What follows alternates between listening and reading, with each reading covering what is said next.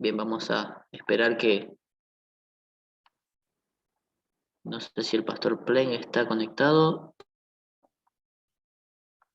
Pero bien, oficialmente le damos la bienvenida a esta es la cuarta reunión de SAID de este año.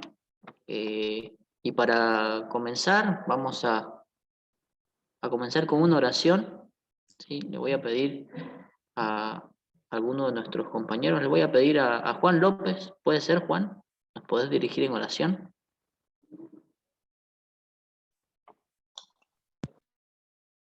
¿Sí, me escucha bien? Sí, sí. ¿Se escucha? Sí, se escucha.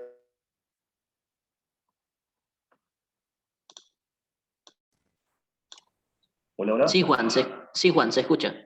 ¿Se escucha? Bueno, oremos entonces.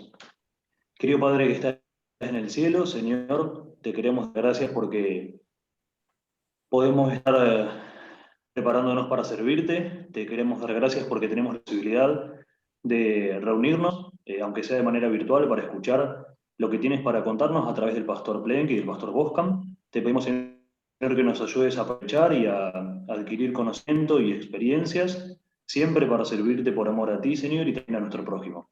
Te damos gracias por todo, en el nombre de Jesús. Amén. Amén.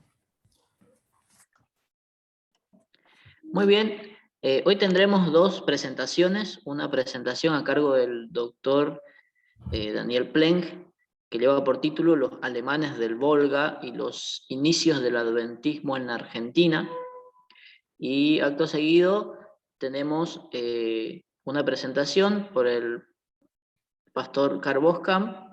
Es una reseña de Víctor Morla, libro de Job, Recóndita Armonía, publicado en 2017 por la editorial Verbo Divino. Esas serán nuestras dos presentaciones de hoy. Pero antes de ir a darle el espacio al pastor Plen, quiero comentarles que todavía estamos recibiendo alumnos que se quieran hacer socios de nuestra Sociedad Adventista de Investigación Teológica acá de la UAP.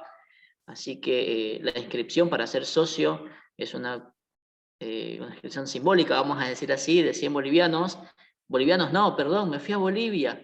100 pesos argentinos, 100 bolivianos sería mucho dinero, serían 3.000 pesos argentinos. Perdón por el dato.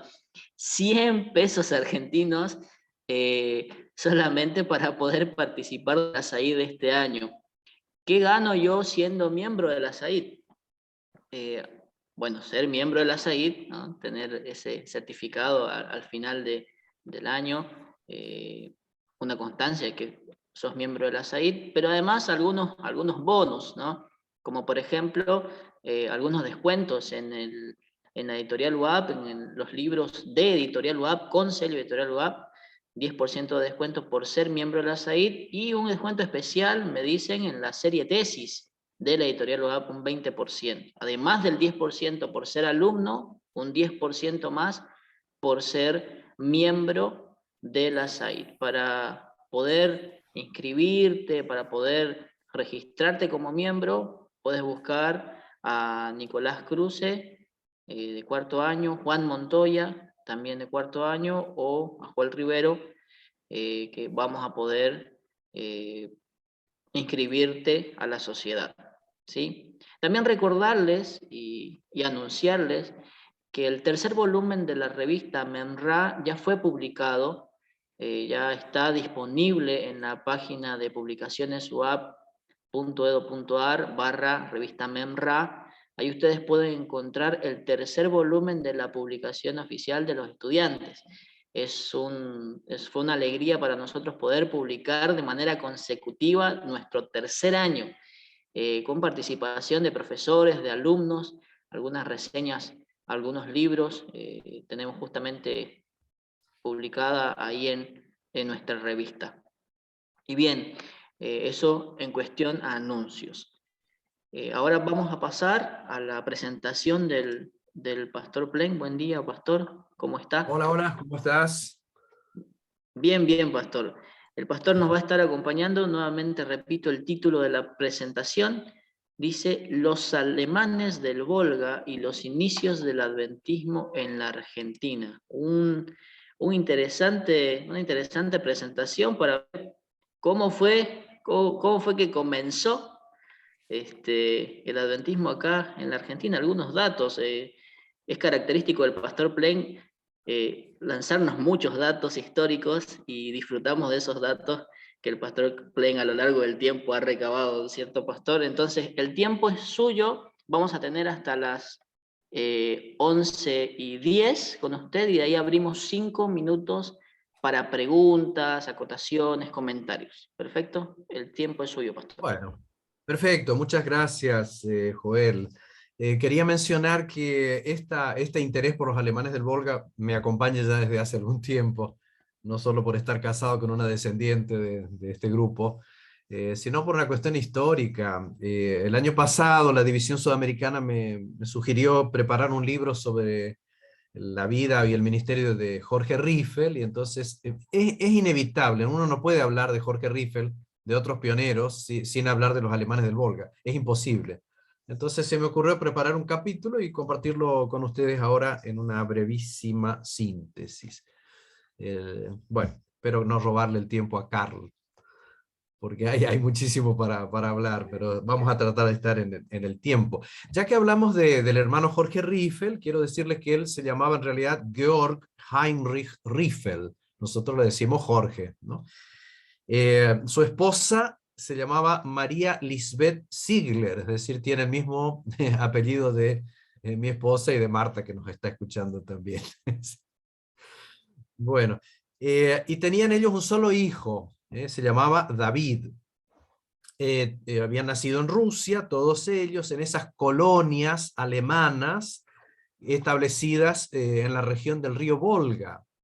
Es decir, ya los padres habían nacido allí también. Peter Riffel, Susana Kraft, vivían en una aldea llamada Deutsch Scherbakovka. Disculpen, los nombres no son muy fáciles de recordar, pero esos son los nombres, ¿no? Y ellos vivían en una colonia protestante en el mar, al oeste del río Volga, Volga, perdón, que se llamaba el Bergseite, al suroeste de la ciudad de Saratov, que ya voy a mencionar un poquito ahora sobre ellas, ¿no? Entonces decía, como esto ocurrió con nuestros pioneros acá en la Argentina y en parte de Sudamérica, esto justifica que digamos una palabra sobre estos alemanes del Volga, como para poder entender mejor. Bueno, voy a citar un par de autores muy conocidos de acá de la región, Victor Popp y Nicolás Denning, en un libro precioso llamado Los alemanes del Volga. Ellos dicen que esta denominación es la que se eligió para hablar de los alemanes que se habían establecido en Rusia entre los años 1764 y 1767, colonizando esas estepas del Bajo Volga. O sea, esa es la denominación. Porque antes se decía de otras maneras, se hablaba de ruso-alemanes, etcétera, pero ellos... Ustedes saben, a ellos no les gustaba mucho la idea de ser rusos, porque en realidad nunca se sintieron rusos, aunque ellos, sus padres, sus abuelos y sus tatarabuelos hayan nacido en Rusia, pero ellos siempre fueron alemanes. Entonces se prefirió la nomenclatura alemanes del Volga para hablar de ellos. Deben saber ustedes que estos llamados alemanes del Volga conservaron durante todo ese siglo que permanecieron en Rusia y algunos más, conservaron su cultura, vale decir, sus dialectos, sus tradiciones, su estilo de vida y sus convicciones religiosas. Ahora, también hay que decir que aunque hayan vivido un siglo o más en Rusia, ellos nunca fueron dueños de las tierras que cultivaban. Y tampoco jamás se integraron a la sociedad rusa. Ellos siempre se sintieron extranjeros, si bien trabajaron, prosperaron y amaron aquella tierra, hasta que la situación se volvió intolerable y les exigía, era claro que tenían que irse, un siglo después, ¿no? Bueno, la pregunta inicial sería, porque voy a hacer 3 o 4 preguntas nada más, la pregunta inicial sería, ¿y por qué emigraron a Rusia? O sea, ¿por qué se fueron de Europa Central o de Alemania a Rusia? Yo diría básicamente por causa de la situación sociopolítica, económica y sanitaria en que se encontraban los territorios alemanes y en realidad gran parte de Europa Occidental. O sea, ellos experimentaron lo que todos los inmigrantes experimentan, es la búsqueda de una vida mejor para ellos y para sus hijos. ¿Qué es lo que había pasado en Europa y en Alemania? Bueno, las guerras que nunca terminaban. En el siglo XVII se había producido la Guerra de los 30 años. Pastor Becerra podría hablarnos mucho acerca de esto porque se estudia en historia eclesiástica. Pero lo que determinó, lo que detonó la emigración de estos alemanes fue la Guerra de los 7 años, aquella de 1756 a 1763, que si ustedes notan la fecha que estamos dando y que dan Popp y Denning, al siguiente año ya estaban marchando para Rusia. Así que esa es, digamos, la causa fundamental de la emigración, porque esas guerras habían dejado una secuela, como dejan todas las guerras, de muerte, devastación y miseria. O sea, estaban en la miseria y, bueno, se querían ir a una vida mejor. Por otra parte, el Imperio Ruso había decidido incrementar su población para, bueno, justamente poblar ese territorio tan inmenso como era el territorio del Imperio Ruso, y especialmente sus extremos, vale decir, esa zona más bien inhóspita, inculta, y llenarlas de habitantes, de personas que quisieran trabajar y cuidar las fronteras, porque sufrían permanentemente invasiones de tribus nómadas que venían del Asia y que entraban en el territorio del Imperio Ruso. Ellos querían defenderse de eso. Eso ya había llevado a las autoridades de Rusia a fundar un par de ciudades que fueron muy famosas en la zona del Volga, las ciudades de Saratov y de Samara, y pusieron allí presencia militar rusa para cuidar las fronteras, pero evidentemente no fue suficiente. Digo una cosita más sobre esto. El año anterior a la terminación de la Guerra de los 7 años en Europa, subió al trono de Rusia Catalina II la Grande, emperatriz de Rusia, que como muchos de ustedes saben, era en realidad una princesa alemana, que había nacido en Stettin, en Pomerania, y que a los 17 años se había casado con el zar Pedro III de Rusia, y cuando este murió, o cuando a este lo mataron, como dicen las malas lenguas también, bueno, Catalina se quedó con el trono de Rusia durante muchos años, hizo un gran gobierno en muchos sentidos, por eso se la llama Catalina la Grande. De hecho, muchos alemanes del Volga ponían a sus hijas el nombre de Catalina, si ustedes ven algunas genealogías por allí o conocen familias de ese tipo. Bien, primer año de su gobierno, Catalina II me refiero, ella invita a sus compatriotas alemanes y a otros países de Europa a colonizar las estepas prácticamente desiertas de la zona del Volga, y bueno, y manda allí una invitación que inicialmente tuvo una respuesta muy lenta y muy exigua. Tuvo que venir una segunda convocatoria, que esa sí despertó más interés. ¿Qué es lo que quería Rusia de los alemanes? Quería gente que trabajara los campos, que cultivara la tierra, que produjera alimentos que el Imperio Ruso necesitaba y que defendiera las fronteras. O sea, esas consignas estaban clarísimas para los intereses rusos. Y bueno, cuando uno quiere captar gente, hace un montón de promesas, y a los alemanes se les hizo un montón de promesas que no todas se cumplieron. Yo diría muy parcialmente se cumplieron. ¿Qué se les prometió? Bueno, que se les iba a respetar la religión, la lengua, que no tendrían que pagar impuestos y sobre todo que no necesitarían ir al servicio militar o en realidad cualquier servicio civil en favor del Imperio Ruso. Ellos tendrían tierras, tendrían autonomía para administrar esas colonias y contarían con servicios médicos y educativos. Y además se les adelantarían recursos para el viaje y para el mantenimiento durante la etapa inicial de instalación en Rusia. O sea, la oferta parecía recontra buena, pero ustedes van a ver que realmente no fue así en su totalidad, ¿no?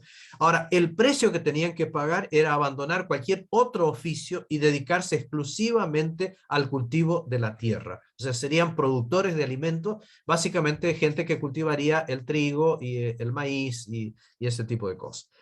Y por supuesto, una vez que produjeran cosechas, ellos tenían que devolver el dinero que se les había dado para el viaje y para la instalación inicial, y de ahí en adelante tendrían que entregar un porcentaje de la producción a las autoridades locales. Pero de todas maneras parecía muy atractiva la cosa, así que muchos decidieron emigrar. Debo reconocer que al comienzo los alemanes que decidieron irse a Rusia, como siempre pasa, eran gente así, digamos, sin recursos, gente sin familia, aquella gente que no tiene nada para perder, ¿vieron? Entonces, esos fueron los primeros que respondieron.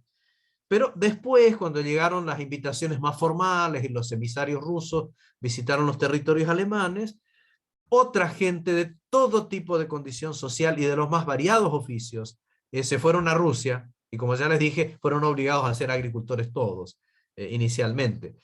La cuenta que hacen los autores es que más o menos entre esos años que ya les dije, 1763 a 1767, unos 30.000 europeos emigraron a Rusia, mayormente alemanes. Mayormente alemanes. Bueno, la pregunta que sigue sería, ¿cómo fueron aquellos primeros tiempos? Creo que todos vamos a coincidir que los tiempos fueron difíciles, sin ninguna duda. Pero bueno, ¿qué hicieron los alemanes? Primero tenían que trasladarse hacia los puertos del norte de Alemania y de ahí embarcarse hacia San Petersburgo, ya en el Imperio Ruso. Tendrían una concentración de varias semanas cerca de San Petersburgo y de ahí se organizaban columnas humanas, lo que podríamos llamar caravanas, y ya les voy a mostrar unas fotitos al final, bueno, hacia el Volga, hacia el destino del Volga. Sería un viaje largo, yo diría larguísimo y penoso, que les llevó, y presten atención porque no lo puedo repetir, un año entero de viaje, lo cual significa pasar el rigor del invierno ruso en viaje. ¿Cómo viajaban? Bueno, los hombres caminando detrás de los carros que transportaban a, bueno, generalmente se hacía así, las mujeres, los ancianos y los niños en carro y los hombres caminando detrás, y las pocas pertenencias que pudieron llevar. Van a decir los autores de los alemanes del Volga que el 10% de los que partían de San Petersburgo murieron por el camino. Y ellos hacen una ilustración muy gráfica. Para saber el camino que habían recorrido, podían regresar y ver las cruces que habían dejado por el camino.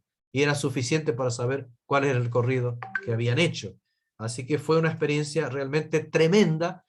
Y otro 20% adicional murió en la primera década por los rigores de la vida, del clima y demás. Así que fue realmente muy, muy duro. Ahora, las tierras no se parecían en nada a las tierras de Alemania, o sea, las tierras que ellos habían dejado. Se encontraron que en vez de tener todo organizado, se encontraron con una estepa inmensa, virgen y árida del lado derecho del Volga, el llamado Bergseite. Bueno, tengo que decir algo sobre el Volga de paso. El río Volga, que desemboca en el mar Caspio, recorre 3.700 kilómetros y es el río mayor de Europa, que tiene entre 2 o 3 kilómetros de ancho, o sea, es muy parecido al río Paraná. ¿Y por qué les digo esto? Porque ellos asociaron el Paraná con el Volga y las colinas de Entre Ríos con las estepas rusas, aunque no fuera igual y el clima fuera enteramente diferente. ¿Qué tuvieron que hacer? Les llegaba el invierno de nuevo y como no había ni siquiera refugios, tuvieron que cavar la tierra, hacer tremendos pozos, cubrir esos pozos con palos, con ramas y con tierra y pasar el primer invierno bajo tierra, porque no había dónde refugiarse de esos fríos. Recuerdan ustedes que el Volga se congelaba en invierno y la temperatura bajaba a 20 grados bajo cero. Así que solo fue después de un tiempo que ellos pudieron construirse casas amplias para sus numerosas familias, establos para sus ganados, galpones para sus trabajos rurales, pero esto fue después del periodo inicial. La primera aldea que los alemanes del Volga fundan allí en esa región se llamó Dobrinka. Y era una aldea de evangélicos, fundada en 1764 a unos 160 kilómetros de Saratov, la ciudad que ya les he mencionado. Solo quiero decir que esto fue muy rápido. 5 años después ya había 104 aldeas alemanas en el Volga. A la margen derecha, mayormente, que era más elevada, con colinas y barrancas, asocian esto con la provincia de Entre Ríos, después, solo que esto resultó insuficiente. Así que comenzaron a colonizar la margen izquierda, la llamada Wiesenseite, que eran terrenos más bajos, más fáciles de que sufrieran inundaciones. Y una característica de los alemanes del Volga que replicaron en la Argentina, y es que ellos siempre vivían en aldeas. ¿Por qué? Porque era para defensa, para sociabilidad, para contar con escuelas e iglesias, que ellos apreciaban grandemente. Lo cierto es que pasado el tiempo, aquellos que permanecieron hasta fines del siglo XIX, ellos llegaron a levantar 195 aldeas alemanas en la región del Volga, aldeas muy dinámicas y prósperas con el paso del tiempo. También voy a decir que hubo otras colonizaciones alemanas en la región del Mar Negro, etcétera, que no era la zona del Volga, pero que no tenían en contacto entre ellos. O sea, los alemanes que estaban en el Volga eran una cosa, los del Mar Negro eran otra cosa, y prácticamente no tenían contacto ninguno. Bien, deben saber que el trabajo que tenían que hacer era interminable, porque tenían que cultivar, criar animales, unos pocos animales, porque el frío no daba para criar vacas ni animales al aire libre, era imposible en invierno. Por eso yo les suelo contar a mis alumnos que los alemanes del Volga, en el Volga, no eran comedores de carne como fueron acá. Acá sobraban las vacas, pero allá no. Allá las pocas vacas que podían guardar en establos eran para ordeñarlas y sacar la leche, que ellos siempre apreciaron muchísimo. Bueno, tenían que domar los caballos salvajes que había por ahí, plantar, cosechar, comercializar. Había muchas carencias, especialmente en los primeros tiempos, muchas adversidades, el clima era muy riguroso, faltaba el dinero, faltaban las semillas, había enfermedades, no había buena atención médica, la zona era muy precaria, había mucho peligro y también había rechazo social. Si los alemanes nunca fueron muy bien queridos en Rusia. Bueno, yo diría y viceversa. No congeniaban con aquella gente, ¿no?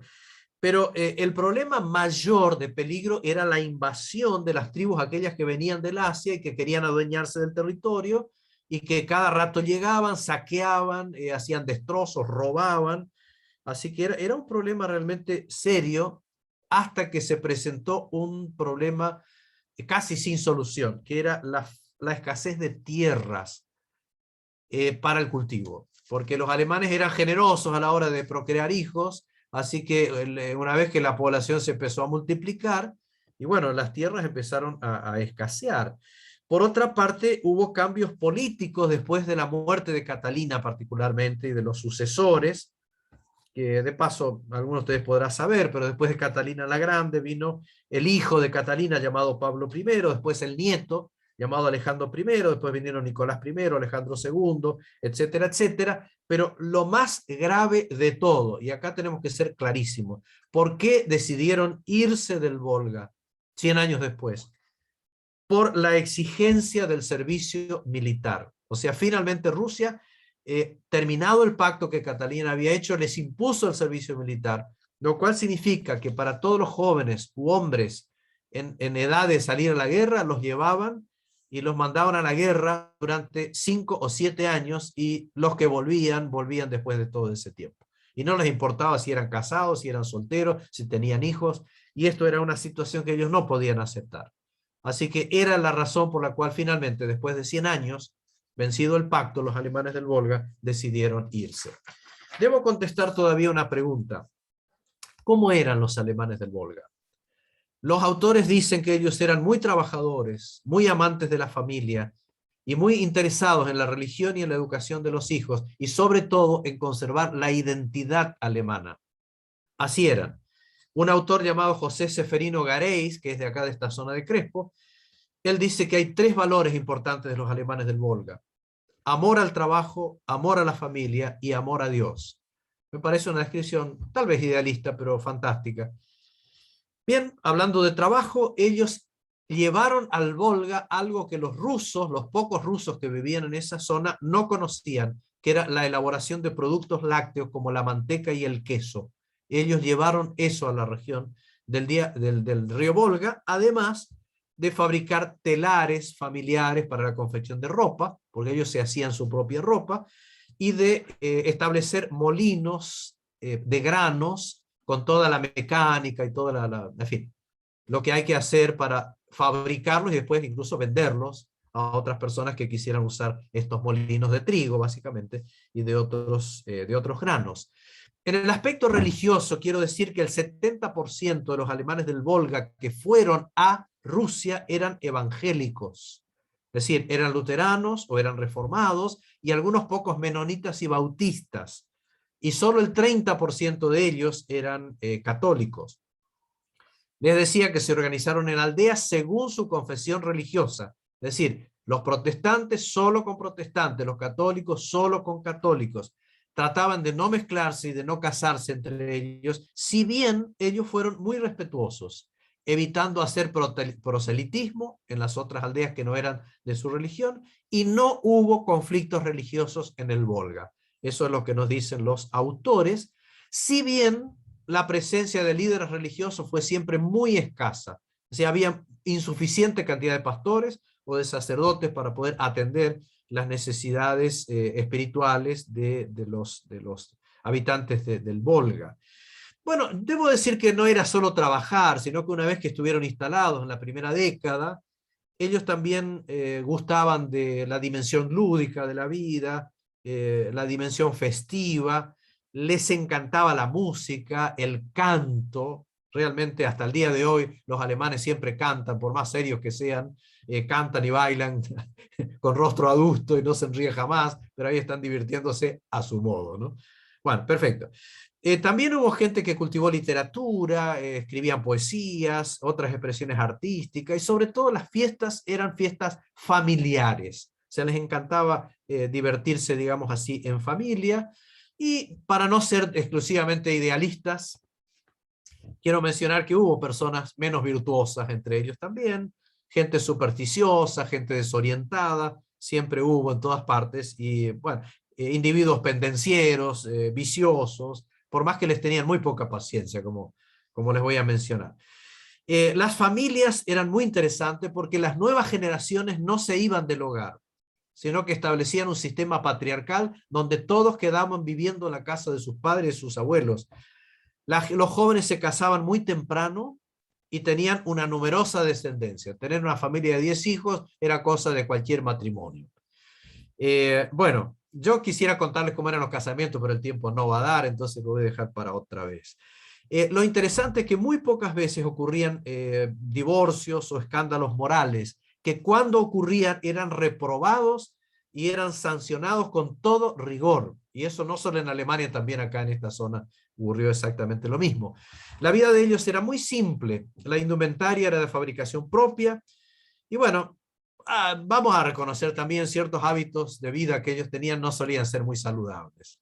O sea, vamos a reconocerlo. Acá tampoco. Bueno, la pregunta que queda, tengo muy poco tiempo, era ¿y por qué se fueron de Rusia? Cosa que ya creo haber contestado, y sobre todo, ¿hacia dónde fueron una vez que se fueron de Rusia? Muy bien, hay un consenso sobre esto, de por qué se fueron, los motivos, por qué se fueron a América y a otros lugares del mundo. Básicamente porque las condiciones ofrecidas originalmente cambiaron las condiciones. Es decir, fueron perdiendo paulatinamente las libertades, las oportunidades, la disposición de tierras, y además ciertos temores no eran infundados, que era la imposición del servicio militar, como ya les dije, y la pérdida de su cultura y de su religiosidad, además del clima que siempre fue riguroso y por ahí la falta de productividad también. Lo cierto es que llegado el momento se impuso la necesidad de irse, de emigrar, aunque no todos lo hicieron. Y quiero decir algo aquí. Los alemanes de Rusia que decidieron quedarse en Rusia la pasaron muy, muy mal. Es decir, hicieron bien en irse los que se fueron a tiempo, porque muchos de los que se quedaron fueron trasladados en tiempo de las guerras mundiales a Kazajstán, a Siberia, o fueron directamente vendidos como esclavos al Asia o a otros, en fin, a otros lugares. Así que la pasaron muy, muy mal. Así que los alemanes enseguida se dieron cuenta que tenían que emigrar y América era una tierra de oportunidad en la década de los años 1870 y los lugares eran para irse básicamente Estados Unidos de Norteamérica, Brasil y Argentina. En Brasil estaba la mejor política sudamericana porque en ese tiempo el Brasil era un imperio y don Pedro II los recibió en persona y les ofreció todo tipo de cosas para el traslado. Muy bien, a partir de 1874 comenzaron las caravanas a dejar Rusia, a dejar el Volga y emigrar, por ejemplo, a los Estados Unidos, a la zona de Dakota del Norte o del Sur, Nebraska, Kansas, Iowa, Arkansas, Colorado, etcétera, que ustedes recuerdan lo de Kansas por donde vivieron los Riffel antes de venir a la Argentina. También fueron al Canadá, y la política brasilera era mejor que la argentina para captar inmigrantes, les hicieron mejores promesas, y bueno, la mayoría de la gente se fue al Brasil, al sur del Brasil, a la Argentina, y algunos otros fueron al Paraguay, a Uruguay o a Bolivia. ¿Cómo hacían? Marchaban hacia Saratov, donde iniciaban un viaje de 8 días en tren hacia los puertos alemanes de Bremen y Hamburgo.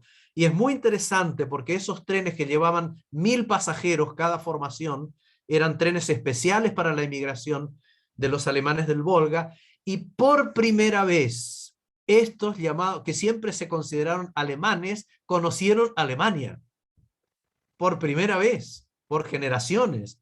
Y lo interesante es que a Alemania les pareció un país muy raro, del cual les habían hablado sus padres, sus abuelos, sus tatarabuelos, y sobre todas las cosas a los alemanes del Volga les parecieron absolutamente ridículos, de tal manera que se mataban de risa de los alemanes del Volga por la manera como vestían, por la manera como hablaban, por la manera como comían. Así que digamos que muy bien no se sintieron en ese brevísimo pasaje por Rusia.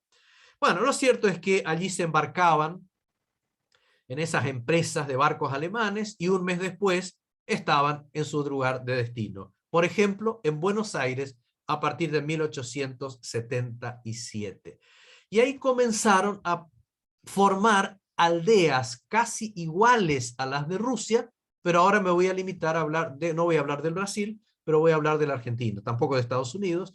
Formaron en la zona de Buenos Aires, del interior de Buenos Aires, colonias agrarias, por ejemplo, la colonia Hinojo, en el partido de Olavarría, y de ahí formaron otras colonias que no tengo tiempo de mencionar. Carlos les podría hablar después de la colonización de los alemanes en lo que hoy sería la provincia de La Pampa, donde también hubo, y en ese sentido la ley del presidente Nicolás Avellaneda, la ley 817 de 1876, les puso el marco legal para que ellos pudieran colonizar la Argentina. Y voy a ir medio que terminando para hablar de la provincia de Entre Ríos, porque más de 1000 alemanes del Volga fundaron una colonia en 1878 llamada Colonia General Alvear. De paso, alguno de los que están enganchados acá ya fue conmigo a conocer la Colonia Alvear, y a los demás estaría invitándolos a hacer alguna vez un viajecito y conocer la Colonia Alvear aquí muy cerca de la UAP, no sé cuántos kilómetros, pero qué sé yo, 25 kilómetros, puedo decir algo, donde está el cementerio con tumbas de 1878, o sea, del mismo año que llegaron. Y es muy interesante conocer esos lugares. Muy bien, ¿dónde se ubicaron en Entre Ríos los alemanes del Volga? Entre dos arroyos, el arroyo La Ensenada, ¿le suena? En su desembocadura en el río Paraná, y un arroyo que corre cerca de aldea brasilera llamado el arroyo Salto. Ese es el lugar donde el gobierno de Entre Ríos les otorgó 10.000 hectáreas de tierra y cada familia terminó recibiendo unas 40 hectáreas. A partir de la aldea de General Alvear, ellos comenzaron a fundar otras aldeas que, si ustedes recorren la ruta 11, que une Paraná con Victoria, por decir algo, van a conocer. que son Aldea Valle María, Aldea Protestante, Aldea Salto, Aldea Spatzenkutter, Aldea San Francisco, Aldea Brasilera, etcétera, etcétera, etcétera. O sea, el Paraná y esa zona se transformó como si fuera en el nuevo Volga, con la población de los alemanes, solo que ahora en el siglo XIX hubo que empezar todo de nuevo. O sea, lo que sus tatarabuelos habían hecho en Rusia, tuvieron que hacerlo ellos de nuevo, inclusive cavar la tierra y hacer refugios bajo tierra. De ahí que incluso hasta les hacían bromas a los alemanes del Volga, les decía que habían hecho las vizcacheras, los llamaban los vizcachas, qué sé yo. Bueno, era la zona, la forma cariñosa como los recibieron acá en la provincia de Entre Ríos. Bueno, quiero decir que muchos no aguantaron empezar todo de nuevo y se volvieron a Rusia, pero hicieron mal en hacerlo. Algo cambió acá en Entre Ríos y es que se revirtió el porcentaje de católicos y protestantes. Acá en Entre Ríos el 70% fue católico y el 30% fue protestante. Y formaron aldeas católicas que no sé si la lista no me va a dar para hacer la lista de aldeas, pero también hubo, es cierto, otros alemanes del Volga que se fueron al Chaco, a Córdoba, a Río Negro, a Neuquén, otros lugares, ¿no?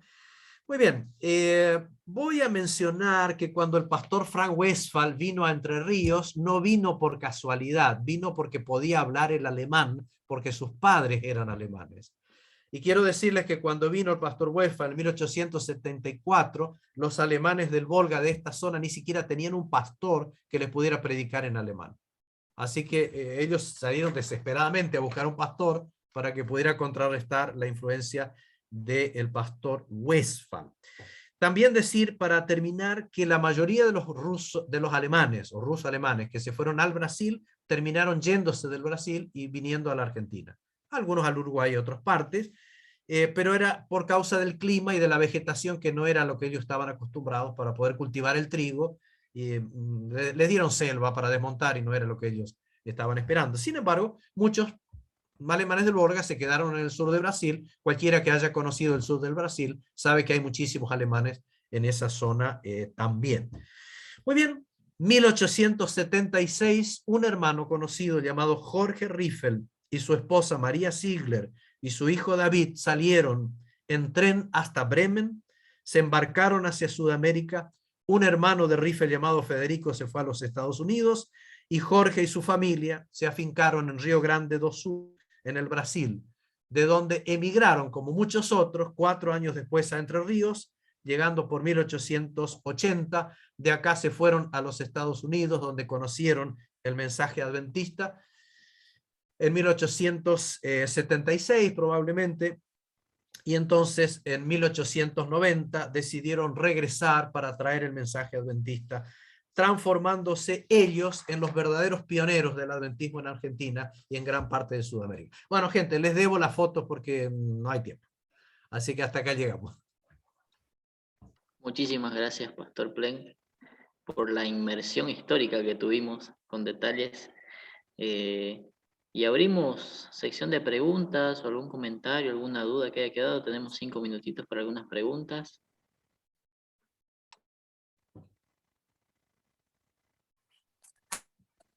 Profe. Sí. No, solo para preguntar, el lugar donde habitaban los alemanes de Volga en Rusia, ¿cómo se llamaba? Se me fue.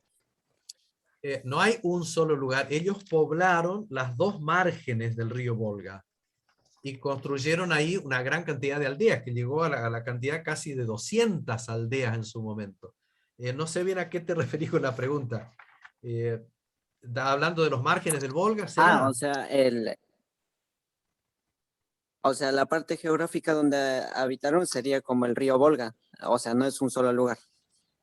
Bueno, es una región en el sur, en la parte del Bajo Volga, que del lado derecho se llamaba Bergseite, ellos decían así en alemán, y ellos poblaron eso primero y después la margen izquierda cuando les faltaron tierras. O sea, fue toda una región del Volga que ellos poblaron. El Volga es el río, pero la región se llamó finalmente la región de los alemanes del Volga, que de paso yo no conté muchas cosas, por supuesto, pero en su momento hasta los rusos les permitieron formar una república de los alemanes del Volga, de autogestión. aunque en el fondo todas esas condiciones buenas se terminaron, y en la época de las guerras mundiales fue un desastre para los pobres alemanes del Volga. Si hoy en día alguien va al Volga y quiere encontrar alemanes, prácticamente no los va a encontrar. Prácticamente no han quedado nada de ellos. Y de hecho hubo gente de acá que ha ido para buscar a su familia o los restos de sus casas o familias. Y debo decir que en esta zona que vivimos rodeados de alemanes del Volga, acá en nuestra localidad, hay una sociedad, o hay más de una sociedad de alemanes del Volga que todos los años, excepto en la pandemia, hacen viajes al Volga para conocer cómo era la tierra de sus antepasados, ¿no? Dale, muchas gracias. Uh-huh.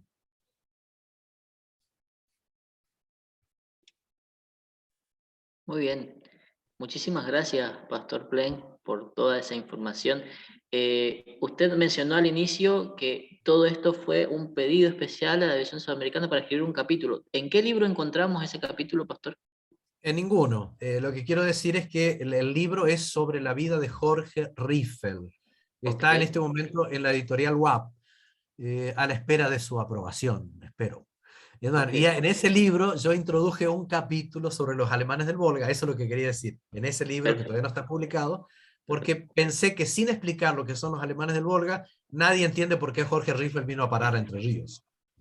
Ok, entonces está en el horno todavía el libro, está para Ahí salir. está, le vamos a encender un fueguito ahí. Pero... Perfecto, Pastor. Muchísimas gracias Un por, gusto. por su presentación. A continuación seguimos con el Pastor Carl Boscam, que él nos va a presentar la reseña del libro de Job de Víctor Morla, Recóndita Armonía, dice libro de Job, Recóndita Armonía, publicado por la editorial Verbo Divino el año 2017. Buen día, Pastor, el tiempo es suyo. Buenos días, Joel. Muchísimas gracias. Muchas gracias, doctor Daniel, por la presentación también. Y lo mío es más cortito. Es simplemente presentar y comentar un libro en una sección nueva que hemos abierto ya hace algún tiempo con los chicos de la SAID para poder informarnos de algunos materiales. Y escogí por una razón en particular. Normalmente nosotros estamos acostumbrados a que todo lo bueno o lo mejor, cuando estudiamos en teología, está en inglés, ¿verdad? Siempre decimos esto, ¿no? Que los mejores materiales, los más numerosos, pero los de mejor calidad, suelen estar en inglés. Bueno, nosotros en español, para estudiar el libro de Job en particular, tenemos la bendición de encontrar entre los mejores materiales obras en español. Y una de ellas es el libro que voy a reseñar, ¿no? El libro de Víctor Morla, libro de Job, Recóndita Armonía. Ya voy a comentar este libro, pero quiero decirles que este libro continúa una tradición extensa de importantes comentadores al libro de Job en España. El primero de ellos es Fray Luis de León. Fray Luis de León tiene este librito, ¿verdad? Fray Luis de León es un teólogo, poeta, humanista español de la escuela salmantina, que es un importante y destacado autor de la segunda fase del Renacimiento español, que vivió en torno al año 1527 y 1591. Y en vida, digamos, él elaboró esta exposición del libro de Job, que es considerada una obra maestra de la lengua española. Él no solamente traduce el libro de Job a la lengua del español, sino que también comenta con una delicadeza y una sensibilidad lingüística muy importante. Así que es una obra de referencia clásica, ¿no? del estudio de la lengua, del libro de Job, perdón, en el español.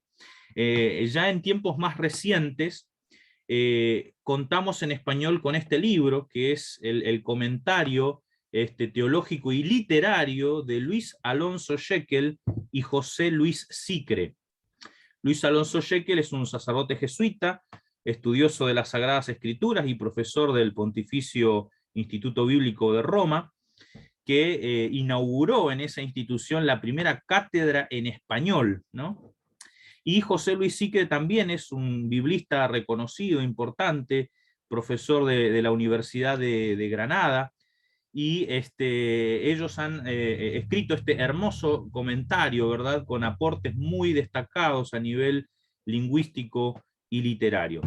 Entonces, en ese marco, ¿verdad?, de grandes obras sobre el libro de Job, viene este libro de Víctor Morla, libro de Job, Recóndita Armonía. Víctor Morla, todavía vivo, nacido en 1943, es probablemente uno de los biblistas contemporáneos más destacados de España. Su formación académica incluye licenciaturas en Filología y Teología por la Universidad de Deusto y Filología Trilingüe por la Universidad Complutense de Madrid. Él también obtuvo su doctorado en el Pontificio Instituto Bíblico de Roma, y como docente ha impartido clases de Pentateuco, Salmos, Literatura Sapiencial y Hebreo Bíblico en la Facultad de Teología de la Universidad de Deusto en España.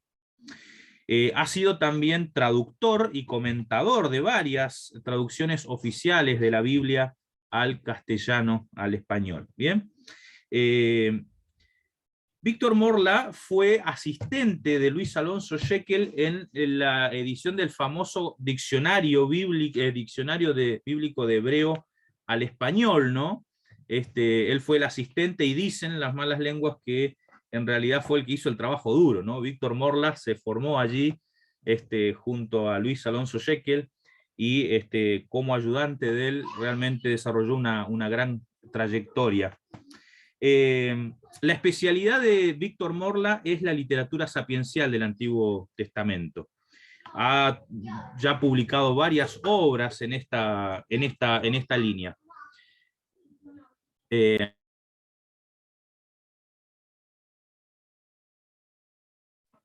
Perdón, se me apagó el micrófono. Por ejemplo, tiene comentarios al libro de Proverbios, al libro de Eclesiástico, tiene una introducción a los libros sapienciales y otros escritos, tiene un comentario a Lamentaciones, y en lo que al libro de Job se refiere, él ya había escrito una serie de libros comentando el libro de Job, en una serie de comentarios a la Nueva Biblia de Jerusalén, ¿no? El primero, que tiene la introducción al libro de Job, más los comentarios del capítulo 1 al 28, tiene su extensión, y otro más finito sobre los capítulos 29 al 42, ¿no? Así que él ya había trabajado sobre el libro de Job, pero luego de varios años, ¿no?, de lidiar con este libro, nos trae lo que podemos considerar su magnum opus, ¿no?, su obra maestra sobre el libro de Job por su extensión. Estamos hablando de una obra de 550 páginas en una hoja finita. Es una obra realmente muy, muy, muy importante que posiciona la lengua española en un lugar muy destacado.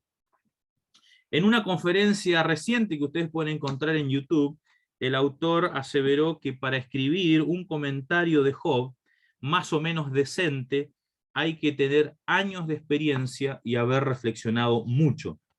Y esto es lo que de alguna manera nos muestra el autor, ¿no?, al traernos esta obra destacada. Morla inicia la presentación de su comentario citando las palabras del estribillo de una de las más conocidas canciones de Mercedes Sosa, ¿no? Si se calla el cantor, calla la vida. Así comienza su comentario Víctor Morla. Y entonces, valiéndose de estos versos, considera el libro de Job como un canto de dignidad, de la dignidad del hombre, que trata de superar el mero estar para llegar a saber ser a cualquier precio, incluso contraviniendo convencionalismos sociales e ideologías religiosas, ¿no? Y entonces luego, por un juego de palabras muy sutil, muy, muy propio de él, ilustra y da forma al concepto que él denomina recóndita armonía, concepto por el cual él va a estructurar el pensamiento o la propuesta del libro de Job. La introducción al libro de Job que él ofrece es modesta, es breve. Otras obras suelen dedicar mucho más discusión al respecto, pero bueno, él cumple módicamente con 50 páginas para hablar sobre los principales elementos introductorios, ¿no?, autoría, forma literaria, y etc. Pero el verdadero aporte de este autor va a ser el contenido, ¿no? Esa obra, dijimos, más de 1500 páginas, en su mayoría consiste en comentarios del texto propiamente. Él ofrece una traducción personal del texto, donde pone en evidencia sus dotes de filólogo y poeta, porque logra con mucha sensibilidad presentar el texto no solamente en el rigor de la traducción, sino también en la belleza que tiene esta obra en su idioma original. Una peculiaridad de su traducción es cómo él rinde los nombres de Dios en la traducción, es decir, él no traduce los nombres, sino que ofrece una transliteración. Por ejemplo, Elohim, Yahvé, Eloah, El o Shaddai, ¿no? Por mencionar los más recurrentes en el libro de Job. Así que él los pone en su idioma original. Luego, una de las partes más ricas y más destacadas del libro tiene que ver con las observaciones textuales, de crítica textual. Él ofrece comentarios filológicos y técnicos allí, muy valiosos, y sus discusiones acerca del texto están básicamente basadas en las versiones antiguas. Esto es la versión griega, la vulgata, la siríaca y los tárgumes, con poca injerencia de otros testimonios textuales, salvo cuando se justifican por alguna causa en particular. En cuanto a la parte de comentario, porque luego del texto y luego de la discusión sobre las variantes pasa a comentar el texto, el autor allí avanza con libertad y con solemne responsabilidad, ¿no? Él está preocupado por los dilemas del hombre, de la existencia del hombre, y entonces la mayoría de los comentarios tienen que ver con eso, en una obra que es muy cercana, ¿verdad?, a las distintas problemáticas que a veces tiene el ser humano. Una de las miradas personales que tiene en su comentario y que aparece de tanto en tanto, es que él concibe al libro de Job como un libro judío, y al Dios de Job como a un Dios diferente del Dios cristiano. Bueno, en este punto no vamos a seguir la opinión del autor, nos vamos a diferenciar, pero eso es algo peculiar de su comentario. Y luego, bueno, ofrece una importante bibliografía. Varias cosas no vamos a apoyar de este comentario, por supuesto, pero no podemos dejar de reconocer las dotes de este autor y la valiosa contribución que nos hacen. ¿Qué nos diferenciamos? Bueno, en esa concepción de Dios que tiene, que lo limita, ¿no?, como a un fenómeno antiguo y sin conexión con el Dios cristiano. La mirada temporal que impone al texto, un texto que no tiene una concepción atemporal de Dios, pero él, sin embargo, impone esa mirada de una manera muy explícita, por ejemplo, en la página 96, donde comenta Job 1.6. En muchos detalles, de pronto no apoyaríamos la traducción que ofrece, sin embargo, lo que nosotros vamos a mencionar es que en su comprensión del texto es muy valioso que él no propone versiones del texto antojadizas, basadas en reconstrucciones hipotéticas del texto, sino que considera el soporte que éstas pueden tener en las versiones antiguas, lo cual lo hace mucho más valioso y se distingue de los clásicos comentarios de los alemanes, ¿no?, que están acostumbrados a estas conjeturas y reconstrucciones hipotéticas. Pero bueno, en conclusión, lidiar con la complejidad del libro de Job requiere numerosas dotes que el autor supo reunir. El talento de este autor, la verdad que destila en cada hoja de su comentario. Él logró atravesar con éxito el embravecido mar de metáforas, como él designa el libro de Job, ¿no?, y la intrincada jungla de imágenes que desafía a todos los que nos metemos en este libro de la Biblia tan complejo. Así que bueno, los hispanohablantes con orgullo podemos celebrar la llegada de este libro, que hemos recomendado ya su adquisición en la biblioteca. Esperemos en algún momento podamos tenerlo también a disposición allí para que ustedes lo puedan usar. Bueno, esto es todo. Muchas gracias, Joel. Muchas gracias, Pastor. Gracias por la explicación, ¿no?, de este gran aporte a la teología bíblica, al estudio de Job. Y bueno, por hoy es todo. Recordarles nada más que pueden ser parte de la SAID como miembros, como socios, entrando en contacto conmigo, Juan Rivero, o con Juan Montoya, o con Nicolás Cruce. ¿Sí? No se olviden de poder participar activamente también de la Sociedad Adventista de Investigación Teológica, UAP. ¿Sí? Y para finalizar, me gustaría pedirle al doctor Becerra, ¿puede ser, pastor?, que nos dirija en la oración final, si es posible. Sí, cómo no, con gusto. Oremos. Amado Padre que estás en los cielos, te agradecemos, Señor, por estas presentaciones de hoy en esta reunión de SAID. Gracias por estos aportes de nuestros docentes, lo que podemos aprender, Señor, a través de la investigación histórica y también en tu palabra. Queremos rogar, Padre querido, que nos sigas dando una mente inquisitiva y dispuesta a aprender, a ser enseñados, y que de esta manera tú nos puedas capacitar mejor para el servicio. Bendícenos a cada uno durante esta jornada. Te lo rogamos en el nombre de Jesús. Amén. Muchas gracias, pastor. Y bueno, quedamos despedidos hasta nuestro próximo encuentro de SAID. Que Dios los bendiga y que tengan una excelente jornada. Nos vemos.